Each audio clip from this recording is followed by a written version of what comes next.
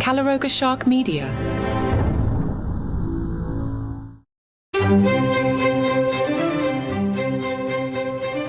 Hello and welcome to Palace Intrigue. I am your host, Mark Francis.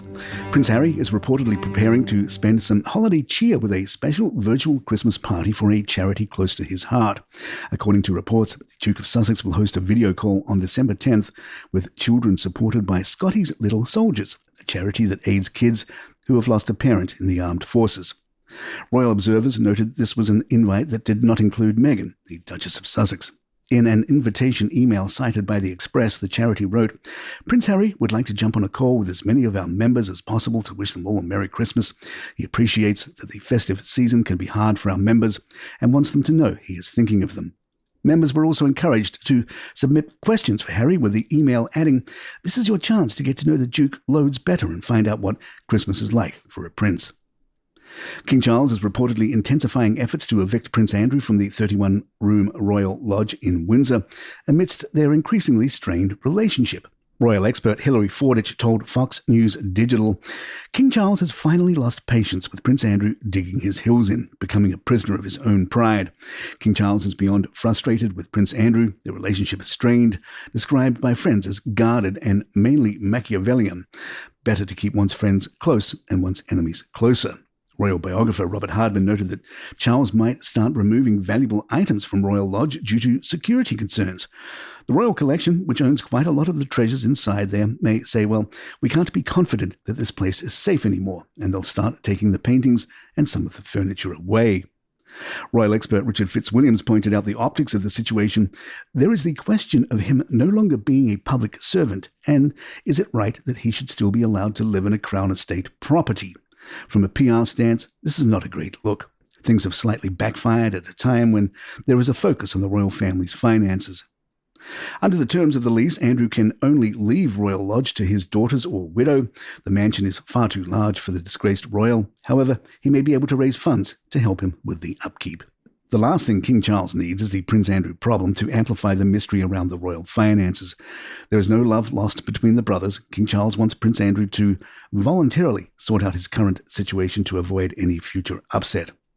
There will always be the worry that Prince Andrew could quickly fall on financial hard times and go down the same path as Prince Harry and Meghan Markle by writing a memoir or appearing in a damaging documentary, but I don't believe he would do this for the sake of his daughters.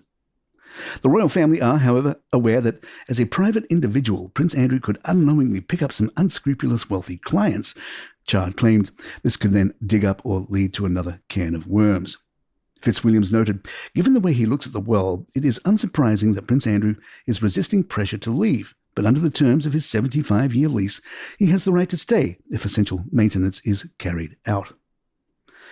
In the Daily Mail, Richard Eden reports that the king may be rethinking his diet, including his long-standing love of red meat, following treatment for an unspecified cancer. Known for championing British meat, including efforts to revive mutton, the king may now reduce his intake as part of his recovery. Tom Parker Bowles, the king's stepson, revealed that both Charles and Queen Camilla have been making changes to their diets. "Yes, I eat meat, but I go easy on the red meat, as does my mother," Parker Bowles shared in an interview with Saga magazine. And the king, after what he's been through recently, is looking again at what and when he eats. Parker Bowles, a food writer and Mail on Sunday columnist, added, "I'm no nutritionist, but I know that food is part of a body's medicine. It knows when it's having the right stuff."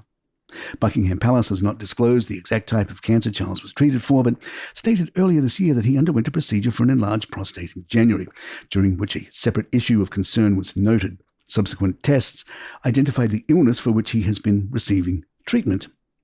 While Charles previously advocated for reducing meat consumption as a way to combat climate change, the dietary shift seems tied more closely to health concerns.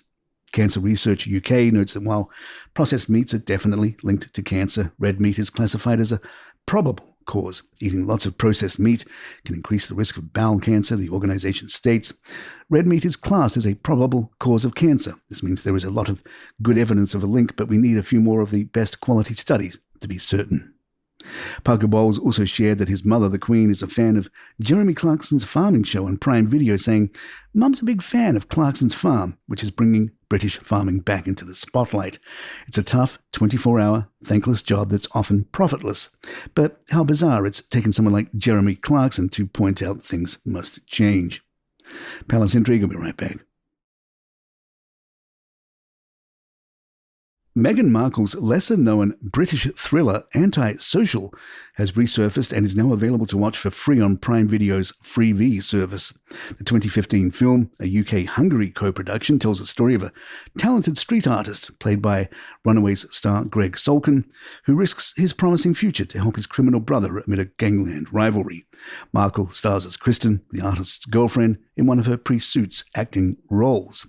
The film, written and directed by Reg Travis of Joy Division, initially garnered mixed to negative reviews upon its release, with a meagre 25% rating on Rotten Tomatoes. Mark Kermode of The Observer dismissed it as an uninspiring crime caper that awkwardly balanced its narrative with dreary discussions of the politics of street art. However, The Times offered a more favourable take, with Kate Muir praising its remarkable energy and fun, though she noted the overuse of London gangster clichés. Meghan is embracing the magic of the holiday season. Speaking with Marie Claire, Meghan said, "I love the holidays. Archie and Lilibet are now 3 and 5, so every year it gets better. At first, I think as a mum with children, you're just enjoying having them there, but they're not understanding everything that's happening yet. But now we're at the age where I can just wait to see it through their lens every year." Meghan knows the importance of family and cherishes being near her mother Doria, adding, "I was thinking about in the past few years of having Thanksgiving here, like many of us. I think you always make sure there's room at the table for your friends who don't have family, which is really key. Every single holiday is a new adventure," Meghan reflected, emphasizing the importance of giving Archie and Lilibet the magic of traditions, like great recipes that end up connecting a formative memory, and leaving out carrots for the reindeer at Christmas. Her husband, Prince Harry, is expected to not spend any time with his family again this holiday season.